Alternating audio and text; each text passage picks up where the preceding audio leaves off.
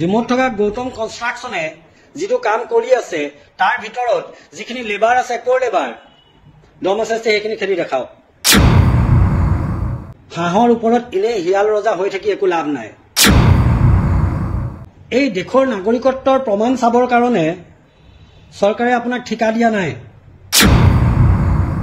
নামনিৰ পৰা অহা মানুহ বাংলাদেশী নহয়, এইখন অসম হয় আৰু অসমৰ সেই ভৌগোলিক জ্ঞানখন থাকিব লাগে। নামনিৰ বহু মানুহ আমাৰ শিৱসাগৰত কাম কৰি আছে অফিচত। তাৰ এজন মানুহ খেদাব পাৰিব? কাৰোবাৰ দম আছে? নমস্কাৰ, এই ভিডিঅ'টো স্পষ্টকৈ মই শিৱসাগৰৰ জাতীয় সংগ্ৰামী সেনা সভাপতি চিতু বৰুৱাক মই এটা প্ৰশ্ন সুধিব বিচাৰিছো যে আপোনাৰ ভৌগোলিক জ্ঞান আছে নে নাই। যোৱাকালি যি মানুহখিনিক লাইন কৰি প্ৰশ্ন সোধা হ'ল, তই সম্বোধন কৰি, দেউতাৰ বয়সৰ এজন ব্যক্তিক তই সম্বোধন কৰি যিকেইজন ব্যক্তিক অপমান কৰা হ'ল সেইকেইজন ব্যক্তি কিন্তু অসমৰ খিলঞ্জীয়া দেশী সম্প্ৰদায়ৰ দেশী জনগোষ্ঠীৰ ব্যক্তি আছিল। এই কথাষাৰ জানি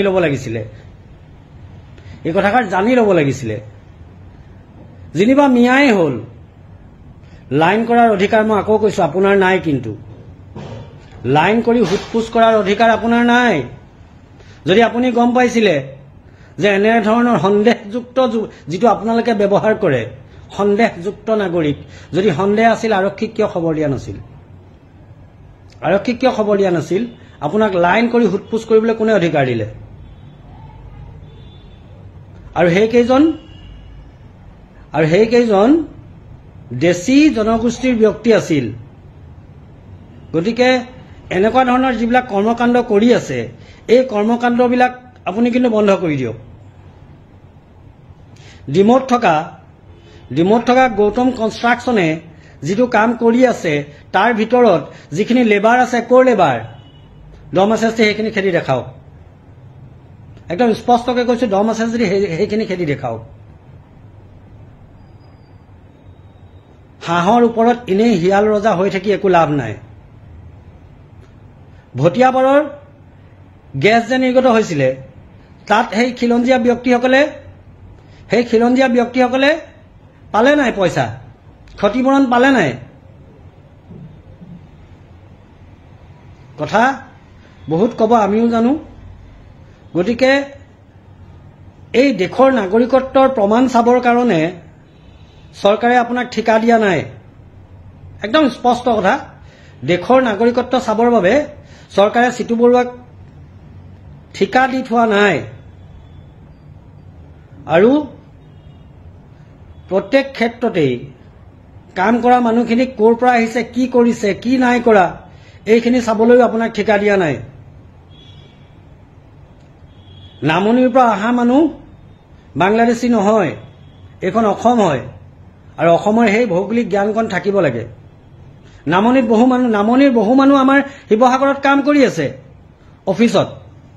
তাৰ এজন মানুহ খেদাব পাৰিব? কাৰোবাৰ দম আছে? নোৱাৰে। কেৱল বীৰত্ব সেই খাটি খোৱা এই লেবাৰ কেইটাৰ ওপৰত। কিন্তু এইবিলাক ভুল হৈ আছে। মই মাত মাতিম আৰু মাতিও যাম। এইবিলাক ভুল হৈ আছে, মুঠেই গ্ৰহণযোগ্য নহয়। আৰু যেতিয়া দেশী জনগোষ্ঠীৰ এই যুৱকসকলক এনেধৰণে লাইন কৰি খাৰা কৰাই হুটপুচ কৰা হ'ল, এতিয়া এই যিসমূহ জনগোষ্ঠীয় সংগঠন আছে,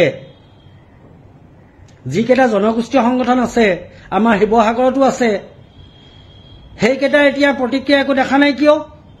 কিয় দেখা নাই? কিন্তু কথাবিলাক ভুল হৈ আছে, ভুল দিশে গৈ আছে। চৰকাৰে ইয়াৰ ব্যৱস্থা লওক, প্ৰশাসনে ইয়াৰ ব্যৱস্থা লওক। কথাবিলাক কিন্তু ভুল দিশে গৈ আছে, আমি চাই আছো।